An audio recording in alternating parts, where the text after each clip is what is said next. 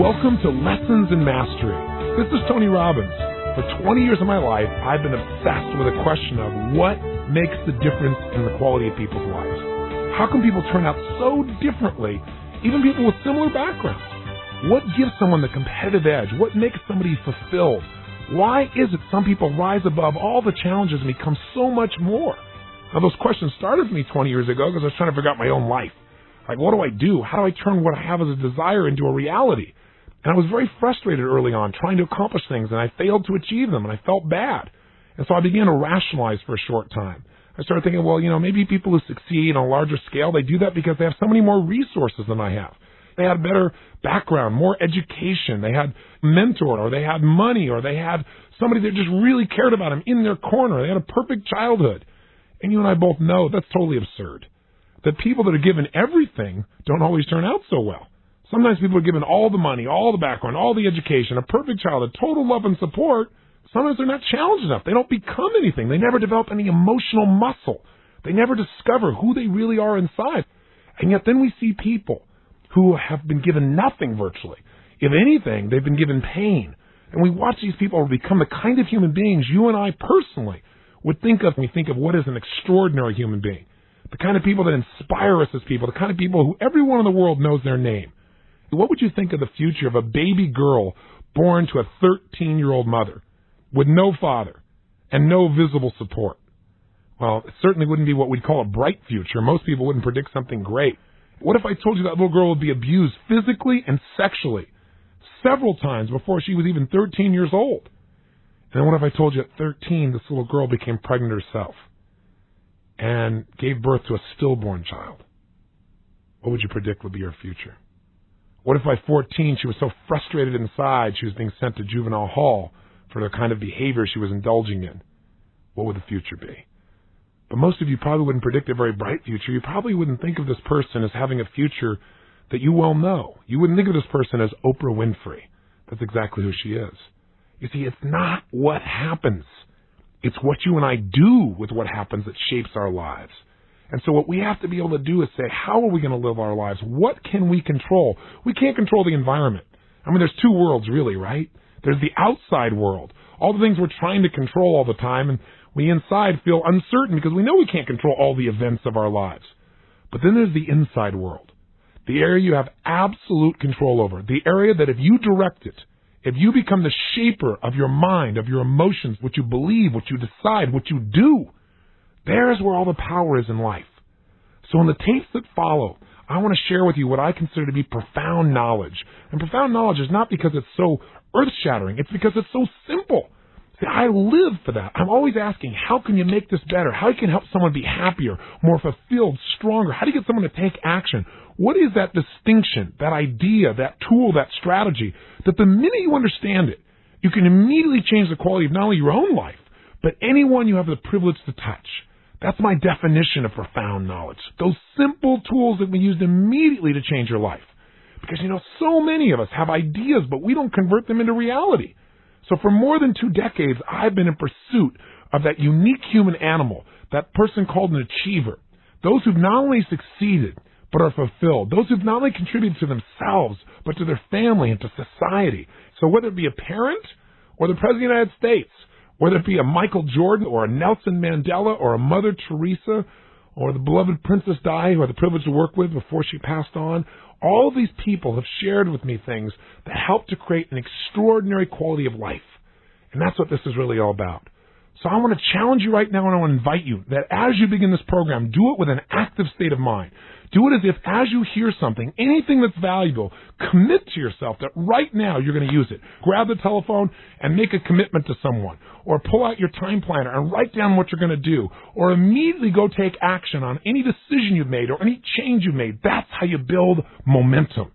So I invite you right now, join me on this never-ending journey towards a life of active mastery, a life where you not only succeed, but are fulfilled.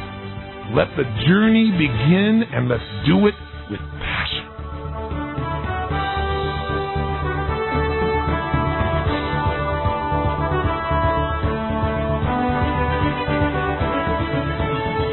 Who are you? Who are you really? Think about it. Your answer to that question is shaping your destiny. It's going to determine how you're going to respond to innumerable situations. Our beliefs definitely control our behavior. So the beliefs you have about one person, like a friend of yours, will determine how you interact with that person. The beliefs you have about a food will determine whether you eat that food. That's pretty basic.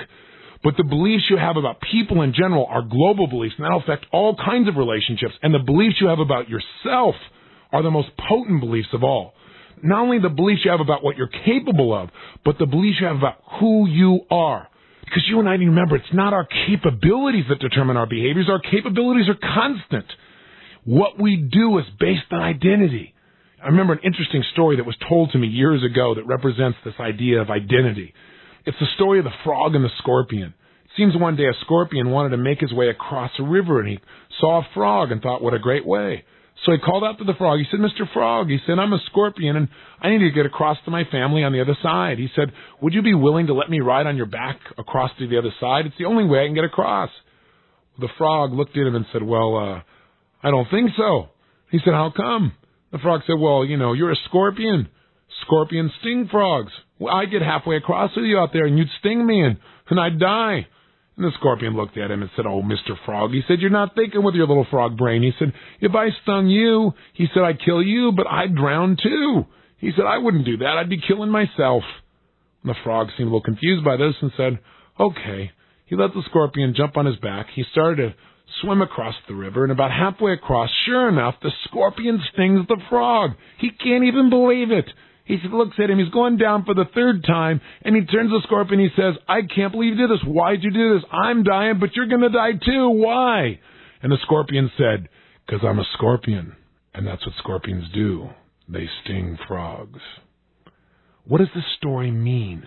It represents one of the most potent forces in the human personality, and that is this. One of our strongest needs within our personality is to make certain that our behavior is consistent with our identity, even if the identity we hold for ourselves is negative. What do I mean? Well, there's a very big difference between feeling stupid, doing something stupid, or knowing you are stupid. Now, that may sound like semantics, but it makes a huge difference in how you live your life. We all feel stupid at times. We all do stupid things at times. But if you make the jump from feeling or doing something stupid in the moment to believing you are stupid, that belief about who you are will color every single behavior you're involved with for the rest of your life. It defines you and it limits you. You see, the beliefs we have about who we are, our identity, creates the boundaries within which we live our lives. And it isn't limited to something like whether or not we think we're smart or stupid. You say, well, I would never say I'm stupid. I'm smarter than that. Well, maybe you put it in the area of that I'm a procrastinator. See, it's different to have been a person who's procrastinated at times or to procrastinate in the moment than to know you're a procrastinator. Once you decide that's who you are, that behavior will be consistent. Just because you need to be consistent with your own identity. It works in every context you can imagine. It's different to know that you've got 10 extra pounds on your body. That's different than knowing you're a fat person or that you're a compulsive personality. You got to be very careful of the labels that you create for yourself or you allow others to give you, because they begin to define your experience. They begin to change what you notice about yourself, what you're willing to try, what you're not willing to try. They define the way you live. I can tell you, I've met with people over the years who tried everything to make a change and had been even successful in changing a behavior, like let's say stop smoking or stop using drugs or something, but it was usually short term and it didn't last. Why didn't it last for them previously? And now I worked with them and we got something that now 2, 3, 4, 5 years later, it still seems to be working. In fact, there's not even a struggle. They're not working not to smoke. They're not working not to take the drugs. Why? What do we do different this time? Well, in the past, they tried just to change their behavior, but they didn't change their identity. They didn't change their beliefs about who they were as a person. See, I can show you how to get off drugs and not use drugs, but if you believe you're a drug addict and then you don't use drugs for 6 months, I guarantee you it's going to be a struggle because you're fighting who you are the whole time. And eventually there's a good chance you'll go back, or for the rest of your life, you'll have to go to sessions where you try to remind yourself that you can't use drugs. You know, there are plenty of people who've been addicted to drugs for years, hard stuff, and then one day they've quit and never touched it again. How did they do that? Wouldn't it drive you crazy till you figured out someone made a change like that? A change from Saul to Paul, where one day what you loved you now hate, and what you once hated you now love. That's an identity change. That's powerful. That happens when you no longer see yourself as a drug addict. See, you can't be a drug addict and expect your behavior to be easy to change. It's much harder to change who you are in most people's perception than to change a behavior. See, that's the shift. You have to become the kind of person who would never even consider drugs in a million years. Think about it. Isn't there something in your life that you would never do? I mean, never.